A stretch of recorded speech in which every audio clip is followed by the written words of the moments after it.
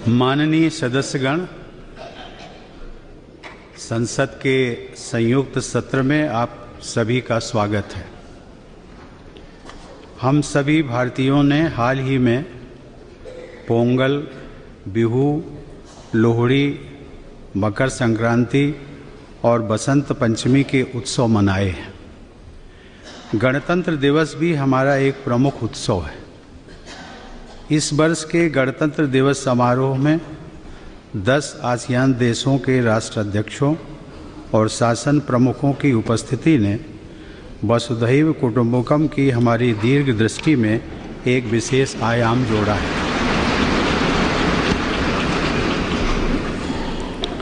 – 2018 का वर्ष नए भारत के सपने को साकार करने के लिए बहुत महत्वपूर्ण है।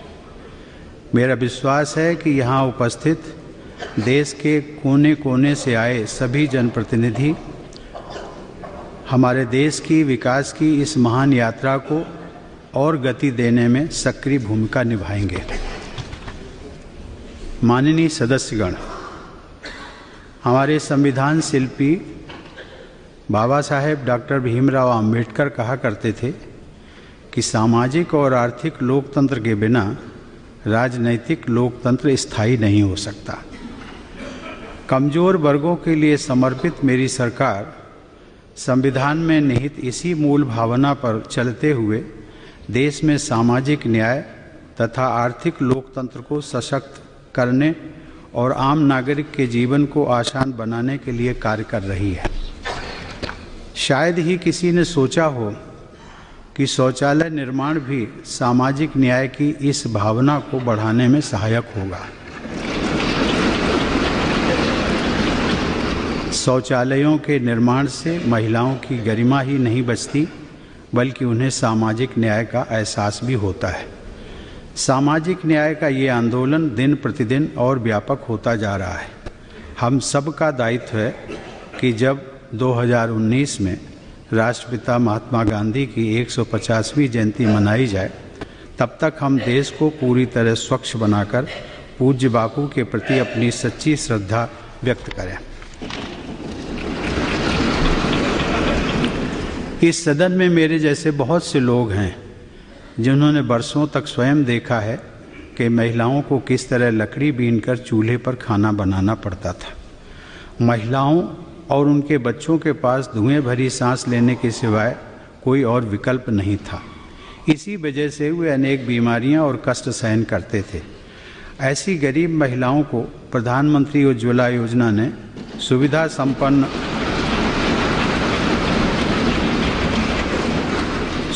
संपन्न महिलाओं से बराबरी करने का अवसर दिया है और सामाजिक न्याय के एक अनदेखे पक्ष का समाधान किया है। अब तक इस योजना के तहत 3 करोड़ 30 लाख से ज़्यादा गैस कनेक्शन दिए जा चुके हैं। माननीय सदस्यगण, मुस्लिम महिलाओं का सम्मान कई दशकों तक राजनैतिक लाभ हानि का बंधक रहा। अब इस देश को उन्हें इस स्थिति से मुक्ति दिलाने का अवसर मिला है। मेरी सरकार ने 3 तलाक के संबंध में एक विधेयक संसद में प्रस्तुत किया है।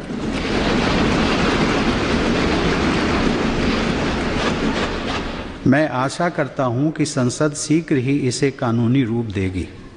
3 तलाक पर कानून बनने के बाद मुस्लिम बहन बेटियां भी आत्मसम्मान के साथ भयमुक्त जीवन जी सकेंगे। बेटियों के साथ भेदभाव खत्म करने के लिए मेरी सरकार ने बेटी बचाओ बेटी पढ़ाओ योजना शुरू की थी। इस योजना के सकारात्मक परिणाम को देखते हुए अब इसका दायरा 161 जिलों से बढ़ाकर 640 जिलों तक कर दिया गया है। मेरी सरकार ने मैटरनिटी बेनिफिट एक्ट में बदलाव करके एक बड़ा कदम उठाया है। महिलाओं को 12 सप्ताह के स्थान पर वेतन सहित 26 सप्ताह की छुट्टी देने का प्रावधान किया गया है। अब कामकाजी महिलाओं को अपने नवजात शिशुओं के जीवन के सबसे नाजुक शुरुआती दिनों में उनकी देखभाल के लिए अधिक समय मिला करेगा। माननीय सदस्यगण, गरीबों की पीड़ा महसूस करने वाली मेरी सरकार की योजनाओं से देश में आर्थिक लोकतंत्र और भी सशक्त हो रहा है।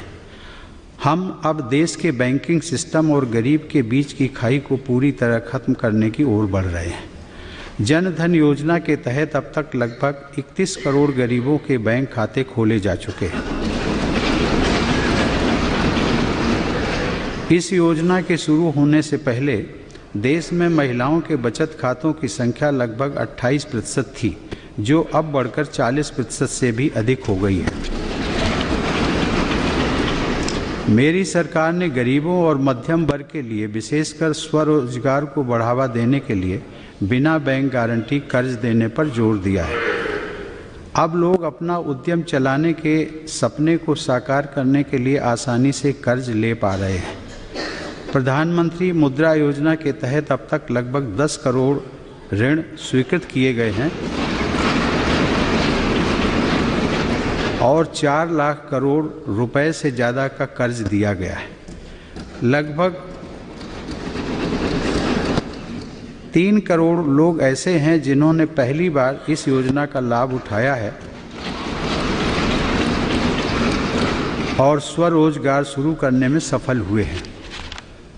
आर्थिक और सामाजिक लोकतंत्र को मजबूत करने के सरकार के ये प्रयास हमारे राष्ट्रीय जीवन को भी नए सिरे से परिभाषित कर रहे हैं।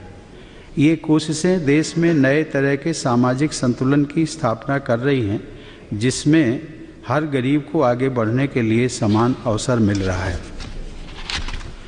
माननीय सदस्यगण, किसानों की मुश्किलों का समाधान करना और उनके जीवन को ऊपर उठाना मेरी सरकार की उच्च प्राथमिकता है।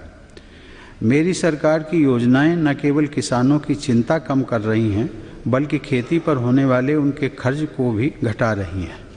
सरकार की नीतियों और किसानों की कड़ी मेहनत का ही परिणाम है कि देश में 275 मिलियन टन से ज़्यादा खाद्यान्न और लगभग 300 मिलियन टन फलों सब्जियों का रिकॉर्ड उत्पादन हुआ है। मेरी सरकार किसानों की आय को 2022 तक दोगुना करने के लिए प्रतिबद्ध है। किसानों को उनकी पैदावार की उचित कीमत मिल सके, इसके लिए देश की कृषि मंडियों को ऑनलाइन जोड़ने का कार्य जारी है। इनाम पोर्टल पर अब तक 36,000 करोड़ रुपए से अधिक की कृषि वस्तुओं का व्यापार किया जा चुका है। दशकों से लंबित 99 सिंचाई परियोजनाओं को पूरा करने का काम भी प्रगति पर है। दलहन और तिलहन क्षेत्र के उत्पादन बोनस के माध्यम से भी सरकार किसानों के हितों की रक्षा कर रही है। दालों के लिए बनाई गई नई नीति की वजह से पिछले वर्ष की तुलना में दाल के उत्पादन में 38% से अधिक की बढ़ोतरी हुई है, जो एक रिकॉर्ड है। किसानों की उपज बाजार तक पहुंचने से पहले क्षतिग्रस्त न हो, देश में कृषि उत्पादों की बर्बादी न हो, इस उद्देश्य से प्रधानमंत्री किसान संपदा योजना शुरू की गई है। इसके तहत कृषि क्षेत्र में सप्लाई चेन और इंफ्रास्ट्रक्चर का आधुनिकीकरण किया जा रहा है। किसानों की आय बढ़ाने के लिए डेयरी सेक्टर में 11,000 करोड़ रुपए की डेयरी प्रसंस्करण और अवसंरचना विकास निधि के द्वारा एक महत्वाकांक्षी योजना प्रारंभ की गई है। मेरी सरकार की नीतियों की वजह से जहां एक तरफ यूरिया का उत्पादन बढ़ा है, वहीं 100% नीम कोटिंग के बाद यूरिया की कालाबाजारी भी रुकी है। गोरखपुर, बरौनी, सिंदरी, तालचेर और रामागुंडम में उर्वरक कारखानों को फिर से शुरू कराने की दिशा में तेजी से काम किया जा रहा है।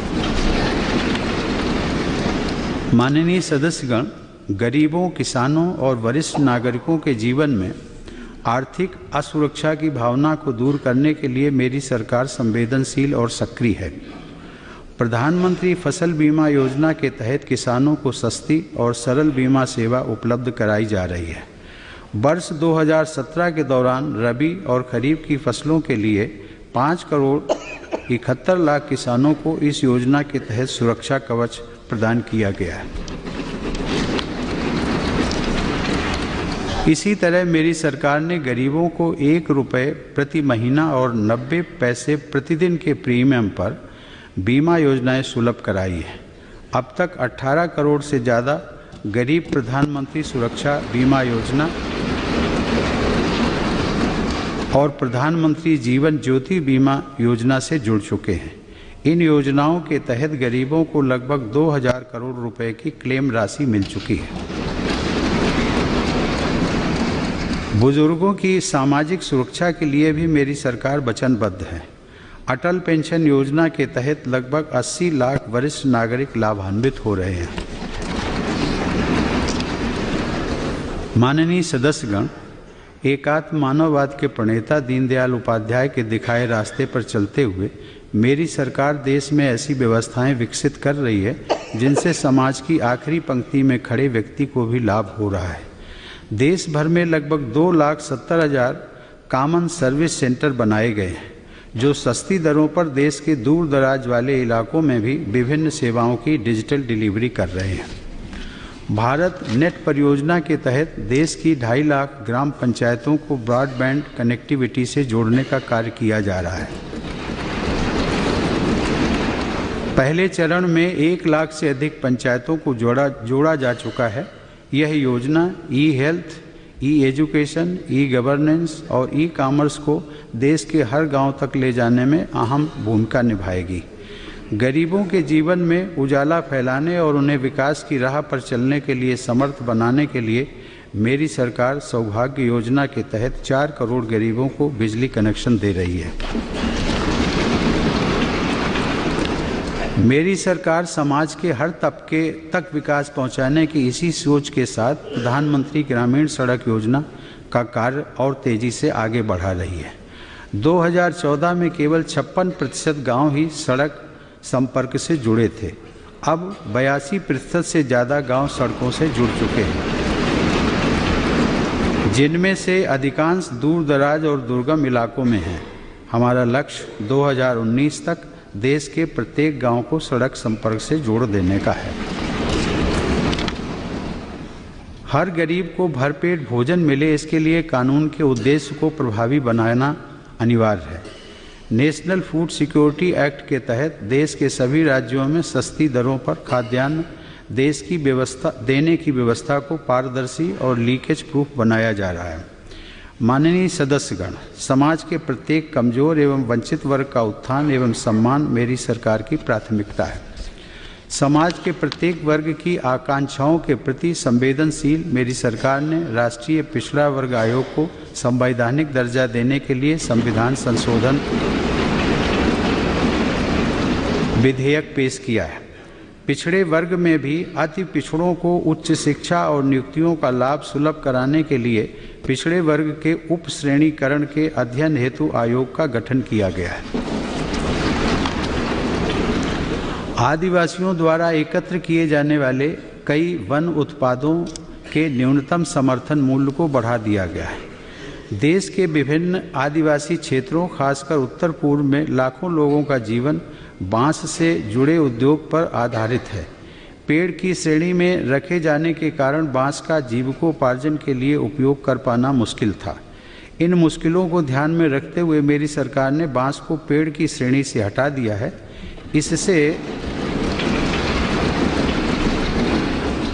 इससे अब बांस को काटने, उसके परिवहन और उपयोग की स्वतंत्रता मिल गई है। स्वतंत्रता संग्राम में जनजातीय समुदायों के बहुमूल्य योगदान का सम्मान करने के लिए देश में आदिवासी स्वतंत्रता संग्राम संग्रहालयों की स्थापना की जा रही है। ऐसे पहले संग्रहालय की आधारशिला हाल ही में गुजरात में नर्मदा के तट पर सरदार सरोवर बांध के पास केवड़िया में रखी गई है। झारखंड, मध्य प्रदेश, छत्तीसगढ़, आंध्र प्रदेश, केरल और मणिपुर जैसे अन्य कई राज्यों के प्रस्ताव भी विचाराधीन हैं। माननीय सदस्यगण, हमारे देश में 2.5 करोड़ से अधिक दिव्यांगजन हैं। मेरी सरकार पूरी संवेदनशीलता के साथ उनके सशक्तिकरण और आर्थिक समावेश के लिए निरंतर कार्यरत है। सरकार ने दिव्यांगजन अधिकार अधिनियम 2016 लागू किया है।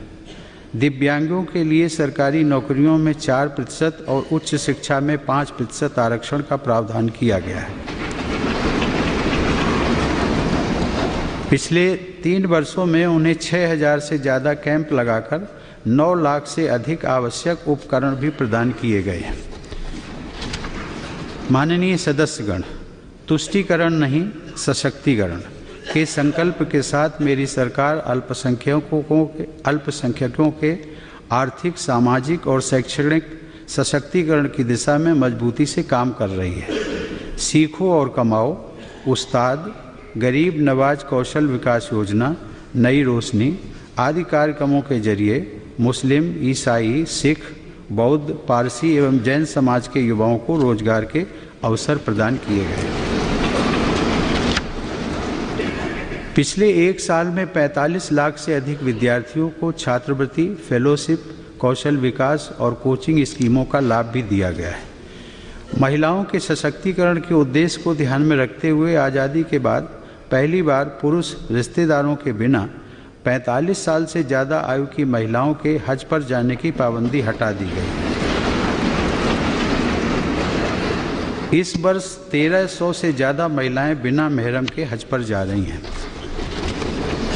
माननीय सदस्यगण, सभी के सिर पर छत हो और उसे पानी, बिजली, शौचालय की सुविधा मिले, इस संवेदनशील सोच के साथ मेरी सरकार देश के हर आवासहीन गरीब परिवार को वर्ष 2022 तक घर उपलब्ध कराने के लक्ष्य पर काम कर रही है। पिछले 3.5 वर्षों में शहरी और ग्रामीण इलाकों में 93 लाख से अधिक घरों का निर्माण किया गया है। प्रधानमंत्री आवास योजना शहरी के अंतर्गत गरीबों को घर बनाने के लिए ब्याज दर में 6% की राहत दी जा रही है। पहली बार मध्यम वर्ग को ध्यान में रखते हुए 2 नई योजनाएं भी शुरू की गई हैं। माननीय सदस्यगण, गरीब और मध्यम वर्ग की एक बड़ी चिंता बीमारियों के इलाज से जुड़ी रहती है। इलाज के खर्च का आर्थिक आघात बीमारी के आघात को और भी अधिक कष्टकारी बना देता है। मेरी सरकार ने गरीब और मध्यम वर्ग के लोगों को स्वास्थ्य की बेहतर और सस्ती सुविधा के लिए नई राष्ट्रीय स्वास्थ्य नीति बनाई है। इसके साथ ही राष्ट्रीय आयुष मिशन द्वारा योग, आयुर्वेद जैसी परंपरागत चिकित्सा पद्धतियों को बढ़ावा दिया जा रहा है। मुझे आप सबके साथ ये साझा करते हुए प्रसन्नता हो रही है कि प्रधानमंत्री जन औषधि केंद्रों के माध्यम से गरीबों को 800 तरह की दवाइयाँ सस्ती दरों पर दी जा रही हैं। इन केंद्रों की संख्या 3000 के पार पहुंच चुकी है। दीनदयाल अमृत योजना के तहत 111 आउटलेट के माध्यम से 5200 से अधिक जीवन रक्षक ब्रांडेड दवाओं तथा सर्जिकल इम्प्लांट्स पर 60% से 90% तक की रियायत दी जा रही है। दवाओं के साथ ही हृदय रोगियों के लिए स्टेंट की कीमत को 80% तक कम कर दिया गया है। घुटने के ऑपरेशन में लगने वाले इम्प्लांट की कीमत को भी नियंत्रित किया गया है। प्रधानमंत्री राष्ट्रीय डायलिसिस कार्यक्रम के माध्यम से 500 से अधिक जिलों में रियायती दरों पर 2.25 लाख मरीजों के लिए डायलिसिस के 22 लाख से ज़्यादा सेशन किए गए हैं। डॉक्टरों की उपलब्धता बढ़ाने के लिए MBBS की 13,000 सीटें तथा पोस्ट ग्रेजुएट की 7,000 से अधिक सीटें मंजूर की गई हैं। चिकित्सा शिक्षा में गुणवत्ता और पारदर्शिता सुनिश्चित करने के लिए सरकार ने लोकसभा में राष्ट्रीय चिकित्सा आयोग विधेयक भी प्रस्तुत किया है। मुझे यह बताते हुए खुशी है कि देश में टीकाकरण की जो वृद्धि दर पहले सिर्फ 1% प्रतिवर्ष हुआ करती थी, वह अब बढ़कर 6.7% प्रतिवर्ष पहुंच गई है। इससे देश के दूर दराज विशेषकर आदिवासी इलाकों में रहने वाले बच्चों को भी बहुत लाभ मिला है। हाल ही में मेरी सरकार ने इंटेंसिफाइड मिशन इंद्रधनुष भी शुरू किया है। माननीय सदस्यगण, शिक्षा ही राष्ट्र के भविष्य निर्माण का आधार है। मेरी सरकार देश में स्कूली शिक्षा और उच्च शिक्षा व्यवस्था को मजबूत और आधुनिक बनाने के लिए प्रतिबद्ध है। मेरी सरकार द्वारा अटल इनोवेशन मिशन के तहत 2400 से ज़्यादा अटल टिंकरिंग लैब्स को स्वीकृति दी जा चुकी है ताकि बच्चों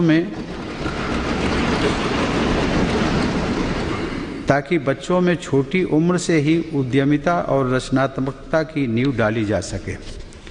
मेरी सरकार ने देश में उच्च शिक्षण संस्थाओं की समस्त परीक्षाओं के आयोजन के लिए एक स्वायत्त परीक्षा संगठन नेशनल टेस्टिंग एजेंसी के गठन को मंजूरी दी है।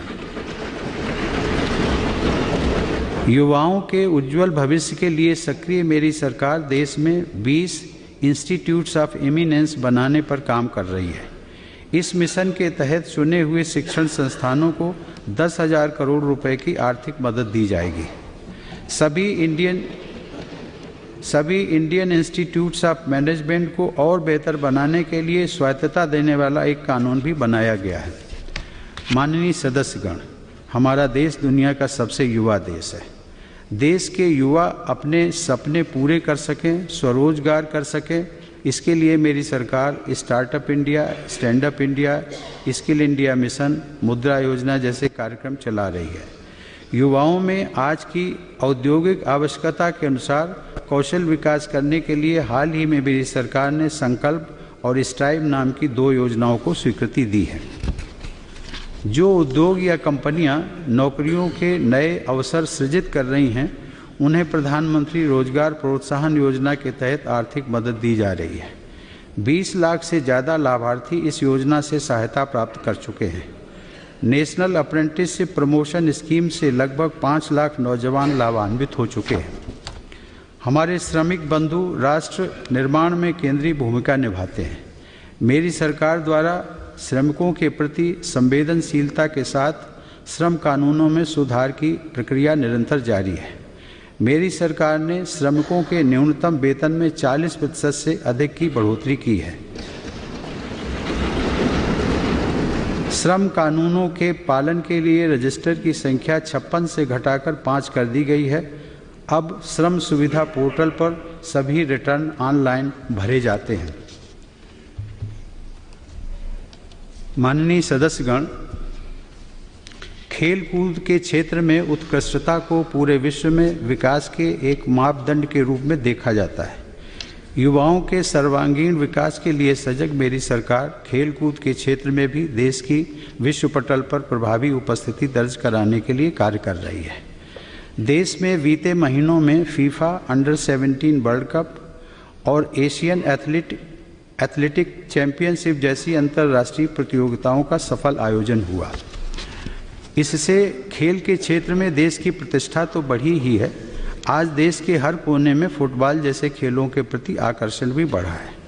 मेरी सरकार ने 1,750 करोड़ रुपए से अधिक की राशि से खेलो इंडिया कार्यक्रम नाम से एक महत्वाकांक्षी अभियान आरंभ किया है। प्रतिभावान खिलाड़ियों के पारदर्शिता से चयन के लिए स्पोर्ट्स टैलेंट सर्च पोर्टल भी शुरू किया गया है। 1,000 प्रतिभावान खिलाड़ियों को मेरी सरकार की तरफ से 6 लाख रुपए प्रति वर्ष का स्टाइपेंड देने की योजना प्रारंभ की गई है। माननीय सदस्यगण, हमारे देश की सांस्कृतिक परंपराएं हमारी पहचान है और एक भारत श्रेष्ठ भारत की भावना को आधार देती है। यह हम सभी के लिए गौरव की बात है कि हाल ही में कुंभ मेले को यूनेस्को द्वारा मानवता की अमूर्त सांस्कृतिक धरोहर की सूची में शामिल किया गया है। पिछले वर्ष अहमदाबाद को यूनेस्को द्वारा भारत की पहली हेरिटेज सिटी का दर्जा दिया गया है। चेन्नई ने भी संगीत की गरिमा में परंपरा के लिए यूनेस्को की क्रिएटिव सिटीज़ की सूची में स्थान प्राप्त किया है। स्वदेश दर्शन और अमृत योजना जैसे कार्यक्रमों के माध्यम से मेरी सरकार ऐतिहासिक विरासतों को सहेजने और उन्हें संवारने के लिए निरंतर प्रयासरत है। माननीय सदस्यगण, देश के विकास के लिए किसानों, मछुआरों, विद्यार्थियों, वैज्ञानिकों तक सही समय में सही जानकारी पहुंचाने के लिए हमारे अंतरिक्ष कार्यक्रम का बहुत बड़ा योगदान है। इस दिशा में भारत का महत्वाकांक्षी अंतरिक्ष कार्यक्रम राष्ट्रीय विकास तथा क्षेत्रीय और अंतर्राष्ट्रीय सहयोग की नित नई उपलब्धियां हासिल कर रहा है। दुनिया में पहली बार इसरो ने एक बार में 140 सैटेलाइटों को सफलतापूर्वक प्रक्षेपित किया।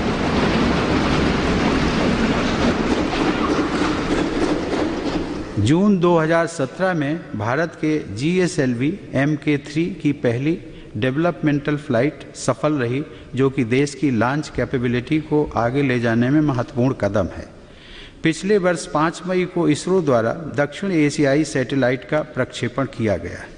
इस प्रक्षेपण के साथ भारत ने पड़ोसी देशों के साथ अपनी तकनीकी क्षमताओं के लाभों को साझा करने की प्रतिबद्धता को दर्शाया है।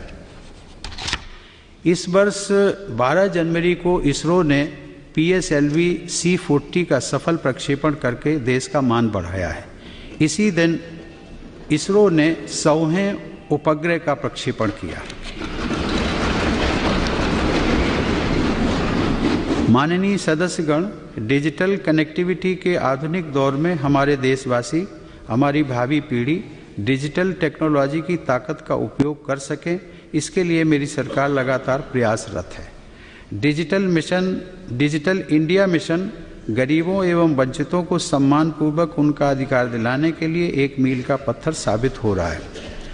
प्रधानमंत्री ग्रामीण डिजिटल साक्षरता अभियान के अंतर्गत मेरी सरकार विश्व का सबसे बड़ा डिजिटल साक्षरता कार्यक्रम चला रही है।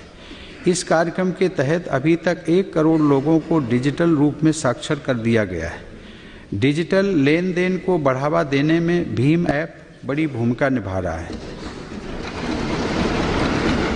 हाल ही में लॉन्च किए गए उमंग ऐप द्वारा 100 से ज़्यादा जन सुविधाओं को मोबाइल पर उपलब्ध कराया गया है। आधार द्वारा गरीब लाभार्थियों को उन्हें मिलने वाली सुविधाएं बिना बिचौलियों के सीधे पहुंच रही हैं। वर्तमान सरकार की 400 से अधिक योजनाओं में डिजिटल भुगतान किया जा रहा है।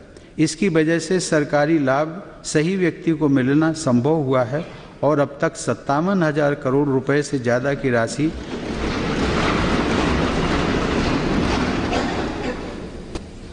राशि गलत हाथों में जाने से बचाई गई है।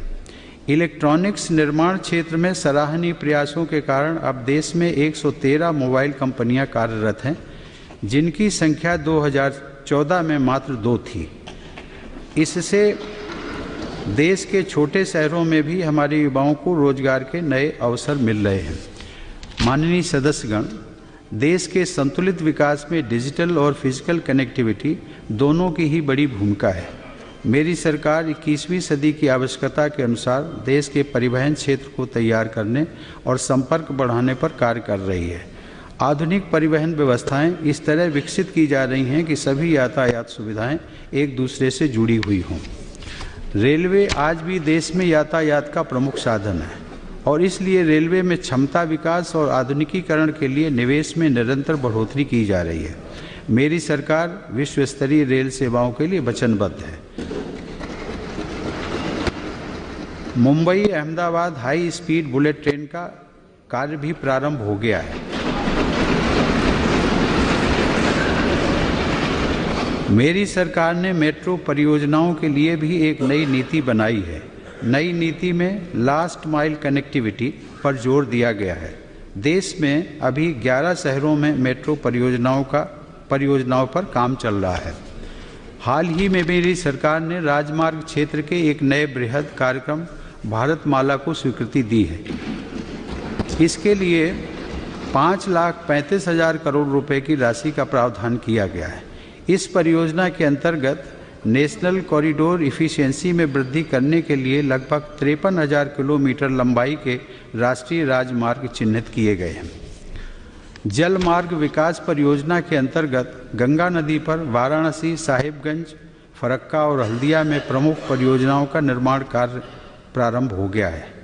सागरमाला कार्यक्रम के अंतर्गत जवाहरलाल नेहरू पोर्ट ट्रस्ट में विशेष आर्थिक जोन और पारादीप एवं दीनदयाल पोर्ट ट्रस्ट पर स्मार्ट पोर्ट इंडस्ट्रियल सिटीज़ का कार्य आरंभ हो गया है।